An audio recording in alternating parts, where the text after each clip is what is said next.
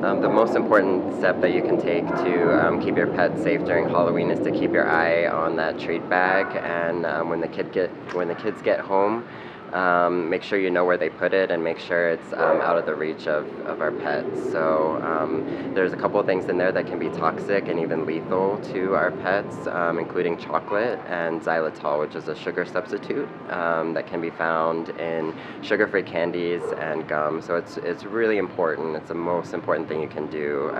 Keep your pets away from that treat bag. Halloween pumpkins and corn displays, they aren't necessarily toxic for our pets, but they can pose some health threats. So if they eat just a little bit of those things, they may have a gastrointestinal upset.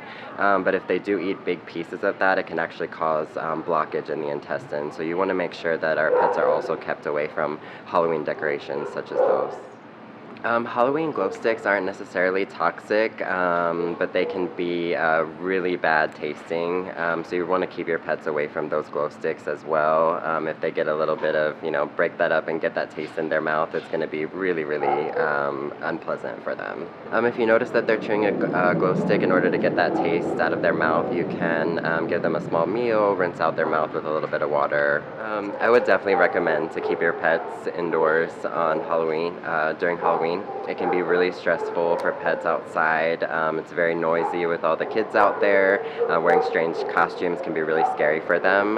So keeping them indoors and away from the front door, where they can potentially get outside, the number of times that the door is opening, and also it can be very scary for them, just the doorbell constantly ringing, the kids in costumes right at the door there. So it's best to kind of maybe find a quiet room away from the door for them just to relax during the trick-or-treating hour. During Halloween, it's most important that you have your pet properly identified, so that way your pet can be reunited with you. So we'd recommend having a collar with physical identification that has your contact information on it, as well as microchipping your pet. So if that collar ever fell off or anything like that, then the microchip would help your pet be reunited with you.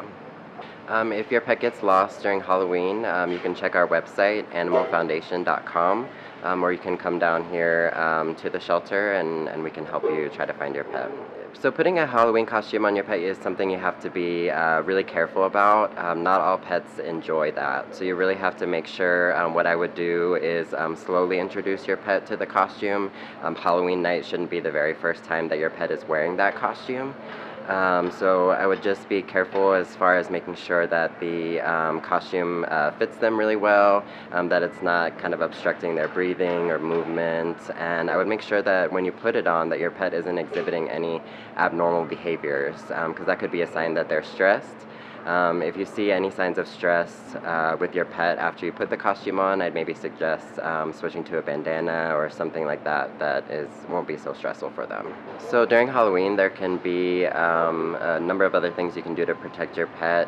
There are some other types of decorations that people might use. A jack-o'-lantern with a lit candle can be easily tipped over by a pet. A lot of decorations may have wires or things like that may be hazardous to pets, so you want to just be really careful about where your pet is and in reference to those decorations.